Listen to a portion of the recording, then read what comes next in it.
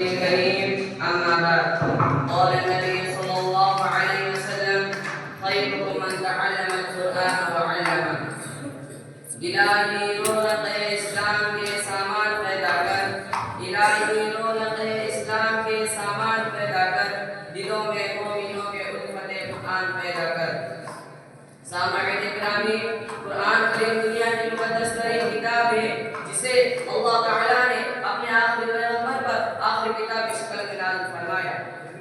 قرآن کریم سے پہلے دنیا کے جو حالات تھے وہ ناقابل بیان ہے، لیکن یہ قرآن پاک کا معجزہ تھا کہ اس کے آتے ہی دنیا میں انقلاب آ گیا، کفر و شرک کی تاریخیاں چھٹنے لگی اور ظلم و ستم کی عادت ہونے لگی۔